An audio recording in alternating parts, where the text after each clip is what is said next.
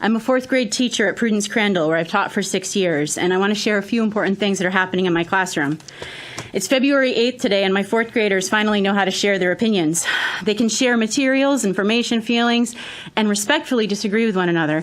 And you can ask, why is this a great thing? Aren't fourth graders supposed to be able to know how to do these things? Well, when they come from a typical kindergarten, first grade, or second grade, or third grade year, they come to me with minimal need to practice these sharing skills. However, these last 2 years, I've spent a lot of time teaching respectful dialogue, modeling that with them, modeling in front of them with coworkers.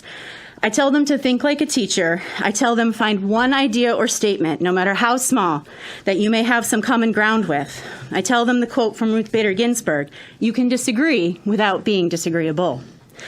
Some of the best gifts I received this year were notes of love and appreciation from parents and caregivers, thanking me for extra time, love, effort that I share with these kids every day. Sometimes kids can ask for attention, love, and guidance in very unlovable ways. Behavior is communication, and I have to listen carefully to understand what my students are struggling with and what they're trying to tell me. It's taken years of classroom experience to become proficient at interpreting challenging behavior. And those are the times that teachers dig a little deeper and find that one thing, what common ground can I find with this student to open a respectful dialogue? Those are the times that I pause and recall the moments from our daily morning meeting. What's a shared hobby that they love? What's the name of their dog?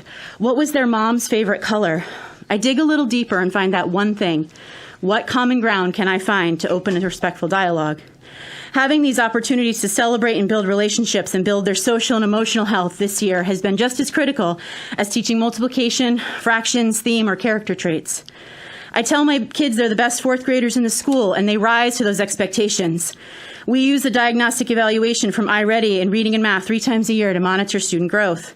My students were asked to review their score and set a goal. I told them how much I believed in them. I told them that I knew they could do it, and I wanted them to meet their goal and exceed it. When we were finished the math piece, one of my students went up 71 points. I celebrated and cheered that student privately and publicly.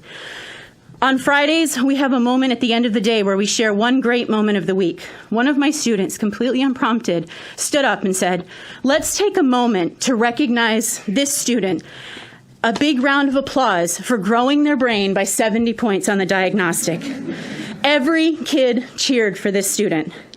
I don't know if anyone's ever cheered for that student quite so passionately, but that student went home believing in their abilities and knowing that they are loved. Celebrating our successes together has been a joy that I have not experienced quite so deeply as I have these past 2 years. From the times of struggle come the sweetest rewards, and this is how we're moving towards normalcy. Finding the common ground, no matter how small, so we can disagree without being disagreeable. Thank you.